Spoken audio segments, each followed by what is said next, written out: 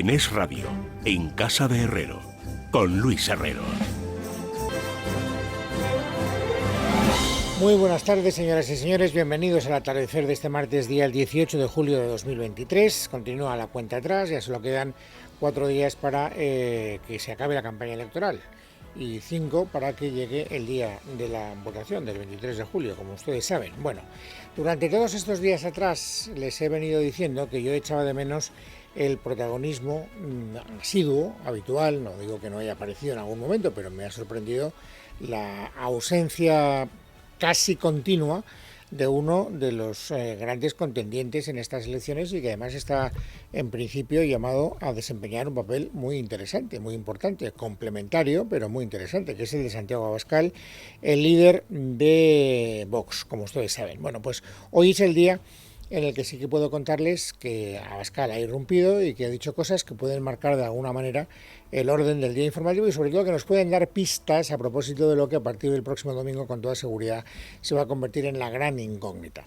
Abascal le ha concedido una entrevista a la agencia Europa Press, se ha distribuido entre todos los medios y aquí tenemos ya material para dar y tomar. A mí me interesa sobre todo que ustedes comprueben, porque vuelvo a repetir que me parece que de cara al próximo domingo es un asunto muy interesante, cómo está la relación entre el Partido Popular y Vox. Son los dos partidos del bloque de la derecha y según todas las encuestas que se publicaron hasta ayer, último día en el que se podían publicar encuestas, están llamados a entenderse si quieren alcanzar una mayoría absoluta que prácticamente todos los demóscopos están anticipando.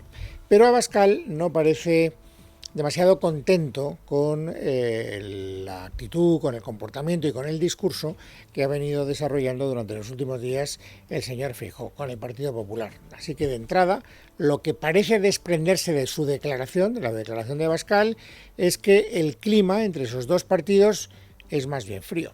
El señor Feijóo, pocas semanas después de que el Partido Popular y Vox cierren acuerdos en media España, ha dicho que Vox no es un socio fiable, a la vez que mantiene una oferta permanente de 5 pactos de Estado al Partido Socialista, lanza ofertas al Partido Nacionalista Vasco e incluso al Partido Regionalista de Cantabria. Y, lógicamente, eso a nosotros nos sorprende. Bueno, yo creo que le sorprende y algo más que no dice. Yo creo que le molesta. Lo digo porque el comportamiento de Vox y de Abascal, que son lo mismo, después de las elecciones del 28 de mayo, de las elecciones municipales y autonómicas, fue bastante explícito, bastante claro. Él mantenía una actitud más fluida con aquellos líderes regionales del Partido Popular que no habían atacado a Vox y sin embargo se encampanaba con aquellos que habían tratado de ningunear a Vox o que habían emitido juicios negativos contra Vox durante la campaña o inmediatamente después de conocer los resultados. Y esto se ha visto muy claro porque, por ejemplo, en Valencia el acuerdo fue inminente y sin embargo en Murcia seguimos sin acuerdo. Y Murcia está siendo el banco de pruebas también para Vox. Vox dice, bueno, no, Murcia lo está utilizando el Partido Popular pues para marcar distancias con Vox y después de que se hayan conocido los resultados del 23 de julio es posible que cambie de criterio y que lleguemos a un acuerdo. Y eso probablemente es verdad, yo no digo que sea mentira, pero le digo al señor Abascal que también es verdad que Murcia está siendo utilizada por el señor Abascal como una especie de demostración de fuerza. Si alguien cree que Vox va a cambiar de criterio en Murcia después de las elecciones, está equivocado. Y esto sirve para mandar un mensaje por elevación. De tal manera que, si alguien piensa que después de las elecciones del 23 de julio, el partido que yo dirijo, siendo Abascal, por lo tanto el partido Vox, va a cambiar de criterio o va a vender sus votos por un plato de lentejas, está muy equivocado. Ese es el mensaje que hoy también ha querido dejar muy claro y creo que lo ha dejado muy claro, además, en referencia a Murcia. Vox no va a dar los votos ni va a dar la abstención al gobierno del señor López Miras si no hay un programa de gobierno en el que una parte de nuestros principios y de nuestras propuestas se respeta y si no estamos en el gobierno para que se cumpla. Claro, si fuera otro líder político, yo les diría lo que digo siempre. Bueno, esto es lo que se dice ahora, luego ya veremos. Pero tengo que decir en favor del señor Abascal que no se caracteriza por cambiar de criterio. Cuando Abascal marca una posición, rara vez cambia de criterio. Es de los que cumplen lo que prometen, independientemente de que a veces prometan cosas que no nos gustaría que prometiera. Pero lo cierto es que él es bastante coherente con su actitud. Por lo tanto, pues si ustedes escuchan la noche electoral creo que por aquí van las pistas que nos pueden ayudar, decir a Vox que no va a contribuir a acabar con el sanchismo si a cambio no recibe alguna parte del botín, ya sea un programa muy concreto, ya sea un número determinado de carteras en el gobierno nacional, pues habrá que dar por supuesto que esa pelea va a ser muy dura y no tengo yo muy claro cómo va a empezar. Esto es lo primero que me parece que el señor Abascal ha querido dejar claro durante estos días para que nadie se llame engaño cuando llegue el domingo. Y luego también ha hecho en esa entrevista de Europa Press un aviso que me parece que también es bastante certero, por otra parte. Nadie está hablando de eso, pero cuando tú analizas lo que nos puede deparar el futuro, te das cuenta de que el futuro está lleno de pequeñas amenazas, o de grandes amenazas, depende de cómo lo queramos mirar. Es decir, es verdad que los partidos independentistas catalanes, mientras han estado sacando contrapartidas de Sánchez, han estado más bien sosegados, han sacado los indultos, han sacado muchas de las cosas que han pedido, la reforma de la sedición o de la malversación, y eso les ha mantenido tranquilos. Pero con un gobierno del Partido Popular y Vox, su actitud no va a ser la misma. Y no hace falta ser un adivino para intuirlo. Por lo tanto, ¿qué es lo previsible? Lo previsible es que las reivindicaciones independentistas y además duras comiencen muy pocos días después de que conozcamos la constitución del nuevo gobierno. El señor Abascal lo sabe. El señor Abascal lo asume. Lo anuncia, para que nadie se llame a engaño. Y avisa que esa confrontación, cuando se produzca, habrá que aguantarla como sea, porque la alternativa sería terrible. Hay una fórmula de que no haya tensiones. Se da la secesión y entonces no hay tensiones. Abandonamos allí la herencia de nuestros mayores, entregamos la unidad de nuestra patria, traicionamos a cientos de miles de españoles que están padeciendo bajo los gobiernos separatistas y entonces no hay tensiones. Directamente nos rendimos. Entonces, lo que hay que hacer es imponer la ley. Bueno, me imagino que estos asuntos saldrán a relucir mañana. Ya saben que mañana hay un debate en el que va Abascal y no va Feijóo. Es un debate en la televisión pública. Inicialmente era un debate configurado para que estuvieran los 4 partidos que pueden conformar alianzas de gobierno, 2 en la izquierda, 2 en la derecha, pero Feijóo dijo que no acudía a ese debate, de tal manera que la silla del Partido Popular va a quedar vacía y solo va a estar el presidente del gobierno, Yolanda Díaz, Santiago Abascal y, insisto, el PP con la silla vacía.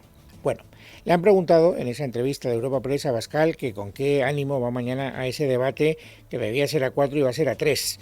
Y él, lo que nos ha dicho es que lo que haga el Partido Popular le importa poco, cree que se equivoca, Feijóo no yendo, esto es discutible, hay mucha gente que piensa igual, hay otra gente que piensa lo contrario, pero en todo caso lo que a él le interesa es dejar claro que va a tener una oportunidad para hablar directamente con los electores. A pesar de que espera muchas marrullerías para que su discurso llegue lo menos claro posible. A mí me viene bien que el discurso de Vox llegue a los españoles de manera directa.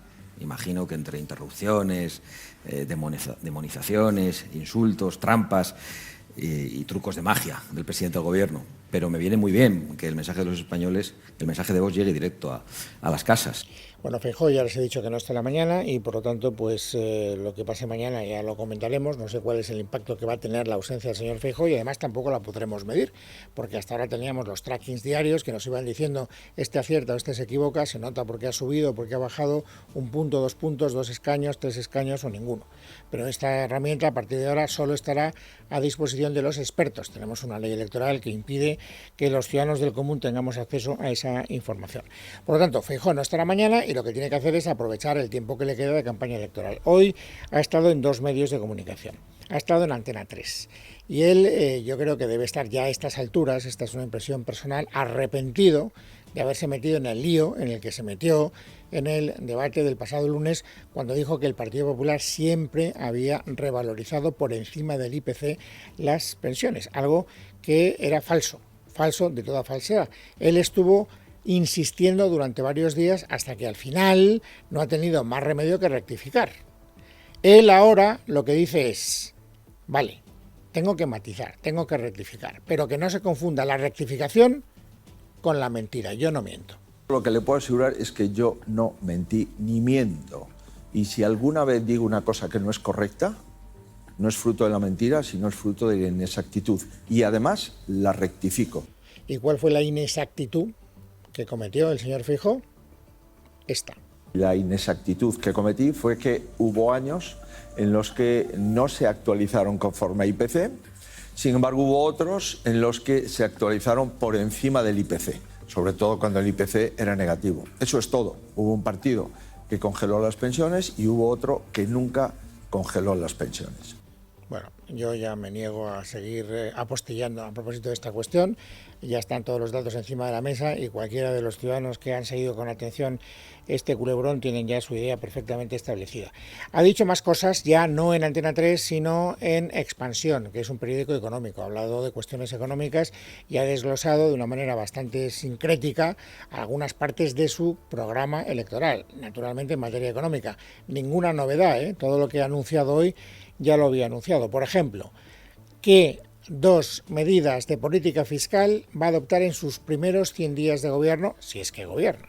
Lo que sí hemos comprometido son 2 medidas. Una, la rebaja del IRPF a las rentas de menos de 40.000 euros y la segunda, la rebaja temporal del IVA de todos los alimentos. Es decir, no solo de los que ha hecho el gobierno, sino incluyendo el pescado, la carne y la conserva. Esas 2 medidas las tenemos contingentadas y tenemos que adoptarlas en los 100 primeros días de gobierno. Segunda cuestión, ¿qué hará el Partido Popular, él, si gobierna, en materia de vivienda? Tenemos que hacer una modificación de la legislación urbanística, una orientación hacia el abaratamiento del suelo, dar y poner en valor la vivienda a sus propietarios mediante una ley antiocupación y también pues, facilitar la construcción de viviendas descontando del precio final el precio del suelo, que es lo que podría ofrecer la administración municipal o autonómica. Y por último, ¿qué hará en materia de pensiones? Mantener e incrementar las pensiones conforme al IPC y garantizar la sostenibilidad del sistema de pensiones. ¿No está garantizada esa sostenibilidad con el...? Hay muchas tensiones en la sostenibilidad de las pensiones a medio plazo, ya no digo a largo plazo. ¿Y qué es lo que tenemos que evitar? Esa tensión. ¿Y cómo? Solamente hay una fórmula, creciendo la economía e incrementando el número de cotizantes a la seguridad social. Bueno, esto por lo que respecta a la actividad hoy, hasta hoy, no cuento naturalmente la de esta tarde, que tiene mitin del señor Feijóo. Mientras tanto es curioso porque hoy no sé si porque el presidente del gobierno está preparando el debate de mañana, lo ignoro, o porque no quieren mantener ya una tensión muy fuerte de cara a la opinión pública, lo ignoro, vuelvo a repetir, pero la verdad es que no tengo nada importante que contarles en términos de campaña del Partido Socialista. Es verdad que ha habido Consejo de Ministros, y ya saben ustedes que el Gobierno tiene una cierta tendencia a utilizar los consejos de ministros para tratar de hacer propaganda subliminal. Yo voy a gobernar hasta el último día y las medidas que voy a tomar van dirigidas fundamentalmente a las personas más desfavorecidas, que son las que espero que al final recapaciten y me recompensen votándome el día 23 de julio. Ese es, digamos, el planteamiento, insisto, tácito que establece el Gobierno. Pero en esta ocasión concreta es curioso porque lo ha hecho de una manera muy rara. Resulta que la gran medida que hoy ha adoptado el Consejo de Ministros es medidas que van a potenciar la política de dependencia. La ayuda, capacidad de ayudar a las personas que no se pueden valer por sí mismas. Problema, que esa es una ley que sale del ministerio de Ione Belarra. Por lo tanto, lo lógico sería que la medalla se la colgara Ione Belarra y que saliera en la rueda de prensa del Consejo de Ministros y fuera ella quien vendiera lo que el Gobierno ha aprobado en esa materia en el día de hoy. ¿Qué ha ocurrido? Que no ha ido Belarra.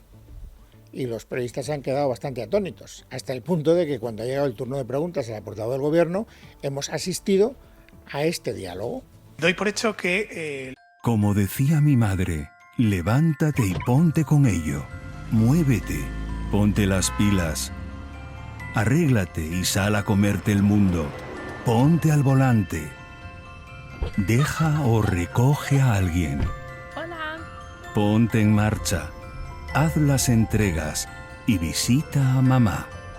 Sea cual sea tu misión, Enterprise Rent-A-Car ayuda a más de 150.000 personas al día en Europa. El ministerio proponente del decreto sobre la ley de dependencia es el Ministerio de Derechos Sociales. Le quería preguntar por qué, porque además es algo que se ha reiterado muchas veces, no se permite que comparezca la ministra proponente, que ha tenido que informar del decreto a través de un vídeo por Telegram. Como saben ustedes, conocedores de la organización de esta casa, es el Gobierno quien define quién comparece ante ustedes, marcando las prioridades de la agenda. Y se ha quedado tan ancha. Y como tanto, como lo decide el Gobierno ha decidido que nada de darle plataforma electoral a Yone Belarra. Y naturalmente Yone Belarra no se ha quedado cruzada de brazos. ¿Qué ha hecho Yone Belarra? Pues se ha hecho entrevistar en Red, que es la televisión de Iglesias, para que ustedes lo tengan claro, y entonces allí ha vendido la excelencia de las medidas que gracias a su iniciativa hoy ha aprobado el Consejo de Ministros. Leticia Barquín. Al tiempo que la ministra portavoz anunciaba la reforma en el sistema de dependencia, competencia del Ministerio de Derechos Sociales, la ministra Yone Belarra ha dado una entrevista en Canal Red donde se ha mostrado muy orgullosa de este último avance que demuestra, subraya, que este gobierno va a seguir gobernando hasta el último minuto. Estamos muy satisfechas de este último gol de penalti. Poco tiempo después, y donde ha sido más crítica, es en el vídeo explicativo que ha publicado en su perfil de Twitter. Aquí señala directamente a su socio de gobierno. Llevábamos mucho tiempo intentando convencer al PSOE de que quedaba algo muy importante por hacer. Derogar el último recorte del PP en dependencia para mejorar todas las prestaciones de la dependencia en España, algo que ocurrirá a partir de este otoño. Para ello, hoy hemos aprobado la reforma del Real Decreto de Prestaciones del 2013 y no solo eliminamos los recortes, sino que seguimos ampliando derechos. De esta forma, Belarra saca pecho de este Real Decreto que beneficiará a al menos 750.000 personas y en el que se incluirá el aumento de horas de atención a domicilio, la mejora de todas las prestaciones económicas, así como una cuantía mínima para todas las comunidades autónomas. Este veto a Yone Belarra en el Consejo de Ministros y la posterior publicación de un vídeo ya ha ocurrido más veces, como cuando se anunciaron los permisos de cuidados que incluía la Ley de Familias o las ayudas económicas a las personas afectadas por la talidomida. Bueno, eso es lo que les puedo contar hoy del Consejo de Ministros, que es la actividad más reseñable efectuada por el Partido Socialista, que es uno de los dos partidos que gobiernan, el partido hegemónico, en la mesa del Consejo de Ministros. Y luego también ha habido actividad, aunque mediática, tampoco de mítines, de Yolanda Díaz, que es la candidata de Sumar, como saben. Yolanda Díaz lleva varios días, exactamente igual que el PSOE, en eso es en lo único en lo que coinciden, machacando el punto número 1 del argumentario. El argumentario que más han exhibido tanto el PSOE como Sumar en esta campaña es, ojo, que viene la ultraderecha. Y si gobernara la ultraderecha, pues tendríamos que retroceder al pasado tenebroso. Por lo tanto, hay que hacer lo imposible para que no gobierne la ultraderecha. Llevo diciendo que la derecha y la extrema derecha han convertido el ruido en una forma de hacer política. Yo iba los miércoles a sesiones de control en la que la ristra de insultos, bueno, es vergonzante. Por tanto, no quiero un país en el que la política sea un problema. Bien, esto es lo que nos ha dejado. Ha dicho más cosas, pero todas son reiterativas, ¿eh? Por otra parte, ya les digo que a estas alturas de la campaña no nos vamos a encontrar con algún argumento que no haya sido utilizado de manera asidua en los días anteriores. Pero es evidente que los líderes políticos ya intuyen la cercanía de las urnas. O sea, el viernes acaba la campaña electoral y es martes, o sea que están en la recta finalísima. Yo creo que lo más importante que va a pasar de aquí al viernes es el debate de mañana y ya veremos qué impacto tiene en la campaña electoral. De tal manera que ya se están empezando a enfrentar ellos mismos con el resultado electoral que van a cosechar. Le han preguntado a todos, hoy, a todos. Todos han hecho algún tipo de pronóstico a propósito de lo que esperan que suceda el domingo 23 de julio. Empezando por Yolanda Díaz, que ha dicho dos cosas, tampoco nuevas. Una, que desde luego, después del 23 de julio, seguirán gobernando. Y encima, que lo harán mejor. Hago un llamamiento a las gentes progresistas que vayan a votar, que no se crean el relato de la derecha. Las vamos a ganar, pero vamos a gobernar mejor. Bien, ahora vamos con el pronóstico que ha hecho el otro partido del bloque de la izquierda, que es el Partido Socialista. Bolaños, Félix Bolaños, el ministro de la Presidencia, ha estado en Onda Cero. Y allí Carlos Alsina pues, le ha propuesto hacer una porra. Las porras están muy de moda, es decir, cuando faltan pocos días, en muchos lugares, en muchas empresas, en muchas redacciones se hacen porras, a ver quién es el que más se aproxima al resultado final. Yo creo que Bolaños no ganaría la porra que hoy ha hecho, pero ha hecho una, y la que ha hecho en Antena 3, en Onda Cero, a micrófono abierto, ha sido esta. Podemos hacer porra del domingo. Partido Socialista, primera fuerza, entre 135 y 150. PP, segunda fuerza, en torno a 115, 120. Vamos lo que se merecen y lo que nos merecemos. O sea, como 40 o 50 menos escaños el Partido Popular de lo que le están dando las encuestas, dice el señor Bolaños. La pregunta del millón es, cuando lo dice, ¿se lo cree o no se lo cree? Yo no tengo ningún tipo de respuesta a esa pregunta, no tengo ni la más remota idea. El gobierno creía que iba a tener un muy buen resultado el día 28 de mayo y se quedó con los ojos verdaderamente a cuadros cuando de repente salieron los resultados y vieron que eran mucho peores de lo que ellos esperaban. ¿Podría pasar algo parecido? Pues hombre, si se creen el CIS a lo mejor, si se creen la totalidad del resto de las encuestas, esta porra del señor Bolaños está muy alejada de lo que dicen los hígados de las ocas. Pero bueno, sigamos con pronósticos. También ha estado Núñez Feijóo en Antena 3 y Núñez Feijóo también ha sido preguntado por su porra particular. La ha hecho y es esta. Creo que si el PP está en los entornos de 150 escaños es un resultado extraordinario. Todo lo que sea subir de ahí es un resultado magnífico y yo no me resigno a conseguir un resultado magnífico. Ahora, sé que es difícil, lo cual no significa que no sea posible. Le han preguntado también a Abascal. Abascal no ha querido entrar en los detalles de cuántos escaños va a ganar uno u otro. Es más, ha demostrado que está hasta el gorro de las encuestas. Ha llegado a decir que ojalá que se prohíban ya las encuestas, que le parece poco que estén prohibidas la última semana, que lo único que hacen es enturbiar el ambiente y servir para crear climas de opinión y que duda de la buena intención de muchos de los demóscopos que las fabrican. Saben ustedes que Vox es el partido que está siendo últimamente más castigado por las encuestas. Según todas ellas, es el partido que está retrocediendo más en este tramo de la campaña. Por eso él, lo único que ha hecho ha sido desafiar ese pronóstico e ir en dirección contraria. Si atendemos a la movilización del electorado de Vox, al aliento que recibimos en la calle, la percepción es muy positiva. Y luego está la última, que no responde a ninguno de los actores de la vida política, por eso me he llamado más. Es más, responde a una persona que durante mucho tiempo, durante la primera época del mandato de Sánchez en esta legislatura, pasaba por ser el gran gurú de las encuestas, de las estrategias electorales, de la ¿cómo se dice? Mercadotecnia o algo parecido electoral. Me refiero a Iván Redondo, el hombre que se sacaba los conejos de la chistera. Bueno, pues Iván Redondo ha estado también en Antena 3. Bueno, estuvo ayer en Antena 3. He rescatado la porra porque ayer no la vi, pero hoy me ha hecho gracia y digo, bueno, pues a ver, ¿por qué me ha hecho gracia? Porque, hombre, se supone que Iván Redondo, aunque solo fuera por lealtad con el que ha sido su jefe durante tanto tiempo, pues le daría un poco de vidilla, ¿no? Es decir, bueno, pues hombre, a lo mejor Pedro Sánchez consigue salir airoso del 13. Pues lejos de eso, Iván Redondo es el que ha hecho un pronóstico más favorable. ¿Para quién? Para el Partido Popular. Más de 150 PP lo veo seguro. Ahora, esta semana, la semana Juanma Moreno, tiene esos más de 160.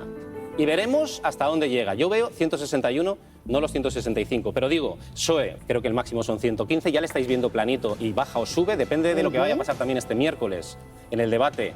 A Vox sí le veo en esos 28. Y sumar espacio 20, espacio 30. Bueno, 160, 115, no creo que esté muy contento el presidente del gobierno. Luego, por cierto, después de las noticias que ahora vamos a repasar, tendremos la oportunidad de hablar con Pablo Simón y pondremos negro sobre el blanco todo lo que nos han dejado durante tantos días las encuestas que hemos ido conociendo prácticamente al minuto. Ahora lo que toca, amigos, es completar el paisaje informativo sobresaliente de este día. Leticia Vaquero, bienvenida, buenas tardes. Buenas tardes, Luis. Correos trata de enviar un mensaje tranquilizador a 2 días de que finalice el plazo para poder votar por correo, para llevarlo a cualquier oficina postal. Ayer la empresa pública informó de que faltaban 450.000 personas que habían pedido votar de esta manera, pero que no habían recibido la documentación en sus casas. Hoy asegura que 50.000 de estas personas ya lo han hecho e insiste en que el 100% de los electores que han pedido votar por correo van a recibir hoy la correspondencia en sus casas, si están. Recordamos que en caso de no estar presente, cuando llame el cartero, deben dirigirse a su oficina de correos a recogerlo para entregarlo antes del jueves. De lo contrario, no podrán votar. Si han pedido el voto por correo, aunque no hayan entregado los sobres, no podrán votar el domingo en los colegios electorales. De ahí la preocupación del líder de Vox, Santiago Abascal. Eso es lo que dice la dirección de correos, donde está un amigo del señor Sánchez. Los sindicatos han alertado durante estos días que eran incapaces de entregar a tiempo todos esos sobres. Y resulta que hay personas que que no están en ese momento en las casas. Estamos hablando de 500.000 de españoles. 500.000, no son 1.000, 2.000, ya sería grave. Son 500.000 de españoles. Yo creo que es suficientemente significativo como para tomar decisiones excepcionales. Hoy también hemos conocido la denuncia de varios consulados por haber recibido mediante valija diplomática las papeletas del PSOE por duplicado, a diferencia de las del PP, que no hay. Voz Populi revela que el Ministerio de Asuntos Exteriores ha enviado una circular a todas las embajadas que gestionan los votos de los españoles en el exterior, que son más de 2 millones de ciudadanos, aunque la mayoría suelen abstenerse. De hecho, en las elecciones de 2019 solamente votó el 7% de ellos. Redacta el Ministerio de José Manuel Álvarez en la misiva que se ha detectado una errata en las papeletas al Congreso de la provincia de Guadalajara remitidas, pero que desconoce si el error es generalizado, así que les pide a los consulados que revisen las papeletas y que si están mal se desechen y se proceda a imprimirlas de nuevo. Y vamos con más asuntos. En el Principado de Asturias hoy se ha celebrado la primera jornada del debate de investidura para revalidar al presidente socialista Adrián Barbón en el cargo. En los 80 minutos que ha durado su discurso, le ha ofrecido a la oposición consenso sobre infraestructuras, tras el capítulo de los trenes que no caben en los túneles, salud mental o financiación autonómica. Mi voluntad, ustedes mañana dirán si lo consigo, es esbozar un proyecto sólido, progresista y audaz, pensando a medio y largo plazo para construir la mejor Asturias en la década del cambio. Barbón cuenta con el apoyo de los 19 diputados socialistas y de los 3 de Izquierda Unida, formación con la que sigue negociando un gobierno de coalición, pero para que salga adelante por mayoría absoluta en la votación de mañana necesita también el voto de la única diputada de Podemos, Covadonga Tomé, enfrentada, recordemos, a la dirección del partido, por lo que lo que ha hecho ha sido convocar una asamblea para esta misma tarde y para ver qué hace finalmente, si vota a favor o se abstiene. En caso de abstención, Barbón tendría que esperar al viernes para que saliera por mayoría simple. Y en el plano económico, sepan que el Banco de España ha publicado hoy el que es el último dato oficial de deuda pública antes de las elecciones generales. Y el dato es revelador. El gobierno de Pedro Sánchez ha elevado la deuda en 376.000 millones de euros, una cifra que probablemente sea superior ahora, ya que el dato del organismo dirigido por Pablo Hernández de Cos se refiere al mes de mayo, cuando la deuda alcanzó los 1,54 billones de euros. Prácticamente cada mes batimos un nuevo récord, y es que seguimos arrastrando esa deuda por los desembolsos en la pandemia, pero además hay que sumarle el significativo aumento de la deuda de las administraciones de la Seguridad Social, que supera los 100.000 millones. En Bruselas se sigue celebrando la cumbre de la Unión Europea con la Comunidad de Estados Latinoamericanos y Caribeños, la CELAC, a la que ha acudido en representación de Venezuela no Nicolás Maduro, sino su vicepresidenta Delcy Rodríguez, quien tiene prohibido pisar el territorio de la Unión Europea por las sanciones vigentes desde el año 2018. Sin embargo, ha entrado en virtud de la extensión de que se puede aplicar en caso de asistir a cumbres organizadas por las instituciones comunitarias, como es el caso. Anoche sorprendió ese efusivo saludo de Pedro Sánchez a Rodríguez, quien solo iba dispuesta a estrecharle la mano, pero el presidente del gobierno se abalanzó sobre ella para darle además 2 besos. Recordemos que Delcy pisó territorio comunitario en el 2020, haciendo una escala en el aeropuerto de Madrid-Barajas, donde se vio con el entonces ministro de Transportes, José Luis Ábalos, algo que se ocultó y que procedía a la expulsión inmediata. Y es que Venezuela está sancionada por la violación continua de derechos humanos. A pesar de ello, Delcy Rodríguez se ha jactado ante la prensa de venir a Europa para traer un mensaje de paz, armonía y cooperación, y para que se levante el bloque criminal, dice, contra su país. En este encuentro, la Unión Europea le ha ofrecido a Venezuela poner fin a las sanciones siempre y cuando celebre unas elecciones democráticas en 2024. Nos fijamos ahora en Portugal, país que ha anunciado que va a reponer el control documental en sus fronteras con España entre el 22 de julio y el 7 de agosto con motivo de la Jornada Mundial de la Juventud, el encuentro de los jóvenes con el Papa Francisco. María Chamorro. Sí, Portugal lo justifica por la dimensión, características y complejidad del evento, y es que se espera que lleguen a Lisboa cerca de 500.000 de peregrinos. Así, el Consejo de Ministros luso ve necesario prevenir la entrada de grupos cuyos comportamientos, apunta, puedan comprometer la seguridad.